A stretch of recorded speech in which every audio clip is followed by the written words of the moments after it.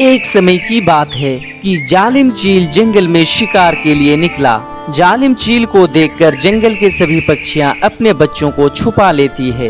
जालिम चील को जंगल में कोई भी पक्षियां दिखाई नहीं देती है। अरे ये क्या बात है, आज तो जंगल में कोई भी पक्षी दिखाई नहीं दे रहे हैं। आखिर जंगल के पक्षियां इतना चालाक कैसे हो गए हैं? ऐसा बोलकर जालिम चील वहां से चली जाती है और इधर सभी पक्षियां अपने अपने बच्चों को समझाते हुए, माँ मुझे बहुत डर लग रहा है, ऐसा ना हो कि चील मुझे खा ले। नहीं बेटा, ऐसा बात ना बोलो, ऐसा कुछ नहीं होगा, हम है ना। चिड़िया भी चील से डर रही थी, लेकिन वो अपने बच्चों को नहीं बोलती थी। और उधर, बेटा इस पेड़ के खोखले में से बाहर ना जाना, वरना जालिम चील खा जाएंगे। जब मैं भोजन लाने जाऊं, तब तुम इसी पेड़ के खोखले में सोए रहना और मैं बाहर से उसका मुंह बंद कर दूंगी। इसी तरह बुलबुल अपने बच्चे को समझाते हुए बोलती है, बेटा पता नहीं इस जंगल में जालिम चील कैसे पहुंच गया। मुझे तो अब जालिम चील से डर लगने लगा। जालिम चील के डर से कई दिनों से भोजन लाने नहीं जा रही हूँ और जमा किया हुआ भोजन सब समाप्त हो चुका है। अब तो किसी भी हाल में मुझे भोजन लाने जाना ही होगा। ऐसा करना बेटा, जब मैं भोजन लाने जाऊँ तो आप इसी पत्ते में छुपा रहना। ठीक है मम्मा, मैं ऐसा ही करूँगा, नहीं तो वो जालिम चील मुझे खा लेंगे, है ना मम्मा। ऐसे ही सभी पक्षियां अपने अपने बच्चों को छुपा देती है और उसी जंगल में दुष्ट कौवा गोरी और उसके बेटे जग्गू रहा करते थे। कालू, कुछ दुष्ट बुद्धि का प्रयोग करो, कई दिनों से हम भूखे हैं और बाहर निकले तो जालिम चील हमें खा जाएंगे। आ गया गोरी, मेरे दिमाग में दुष्ट विचार आ गया। कई दिनों से जालिम चील भूखे होंगे क्योंकि सभी पक्षी अपने बच्चे को छुपा के रखा है। कालू, कहना क्या चाहते हो? साफ साफ क्यों नहीं बोलते? मुझे कुछ समझ नहीं आई।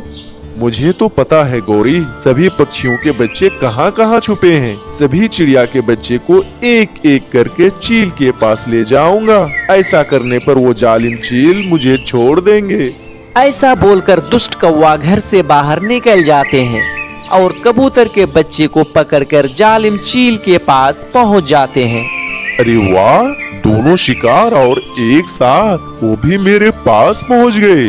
वाह, आज तो इन दोनों को तल कर खाने में बहुत मजा आएगा और मैं तो बहुत दिनों से भूखा भी हूँ। नहीं चील भाई, मुझे पता है आप बहुत दिनों से भूखे हो, इसलिए मैं आपके पास इस बच्चे को लेकर आया हूँ और जंगल के सभी पक्षी के बच्चे को एक एक करके आपके पास लेकर आऊंगा। इसके बदले आप मुझे और मेरे बच्चे को छोड़ दें। ठीक है, पर प्रत्येक दिन एक एक बच्चे को लाना होगा। ऐसा बोलकर चील कबूतर के बच्चे को मार देते हैं और उसे तेल में तलने लगते हैं। तले हुए कबूतर के बच्चे को देखकर कौवे के मुंह में पानी आ जाता है। भाई चील, थोड़ा मुझे भी देना, ऐसा लगता है कि खाने में बहुत स्वादिष्ट लगेगा। ठीक है कौवे, मैं तुम्हें एक लेग पीस खाने को दूंगा।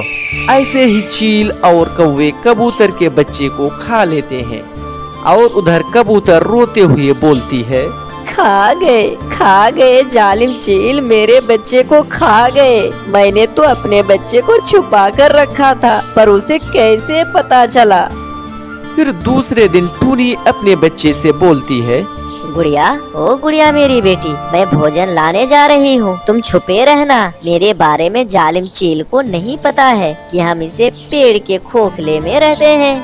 ठीक है मम्मा, जल्दी से आ जाना, भोजन मिलते ही जल्दी से आ जाना। ऐसा बोलकर टूनी चिड़िया बाहर से पेड़ के खोखले भाग को बंद कर देता है और भोजन खोजने चला जाता है। ऐसा करते हुए दुष्ट कौवा झाड़ी में छुपे ये देख रहा था। तभी कौवा पेड़ के पास पहुंच जाता है और पेड़ के ऊपरी सतह को हटा देता है और गुड़िया को पकड़कर जालिम चील के पास पहुंच जाता है। वाह कौवा वाह, लगता है तुम वादा के पक्के हो। अब तो मुझे भोजन का कोई टेंशन नहीं है। फिर चिड़िया के बच्चे को तलकर वे दोनों खा लेते हैं और उधर सभी पक्षी एक जगह जमा होकर बोलते हैं, खा गए मेरे बच्चे को खा गए।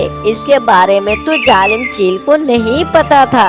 जंगल में कोई ऐसा जासूस पक्षी होगा जो मेरे बच्चे को पकड़कर जालिम चील को दे रहे हैं। ऐसा करते हैं चिड़िया, जब हम भोजन लाने जाएंगे तो निगरानी में किसी एक चिड़िया को रहना होगा ताकि हमें पता चले कि कौन जासूसी कर रहा है। हाँ तोती, ऐसा ही करना होगा। बुलबुल बहन, आज आप निगरानी में रहें, हम सब भोजन लाने जा रहे हैं। ऐसा बोलकर सभी पक्षी भोजन लाने चली जाती है और बच्चे की निगरानी के लिए बुलबुल रह जाती है। जब कुछ देर में दुष्ट कौवा आता है तो देखता है कि बुलबुल बच्चे की निगरानी कर रही है। ऐसा देखकर दुष्ट कौवा चील के पास चला जाता है। चील भाई, सभी पक्षी चालाक हो गए हैं। बुलबुल को निगरानी में रखकर सभी पक्षी भोजन लाने गए हैं। ऐसा सुनते ही चील कौवे पर हमला कर देता है। चील भाई, मैं तो आपका दोस्त हूँ, छोड़ दो, मुझे छोड़ दो। कौवे, सभी पक्षी चालाक हो गए हैं। तुम तो अब किसी के बच्चे को नहीं ला पाओगे, तो तुम्हें छोड़कर मेरा क्या फायदा होगा। ऐसा बोलकर चील दुष्ट कौवे को खा लेता है। मेरे प्यारे दोस्तों, इस कहानी से हमें यही सीख मिलती है कि यदि आप दूसरों के लिए बुरा सोचोगे तो एक ना एक दिन आपके साथ जरूर बुरा होकर रहेगा।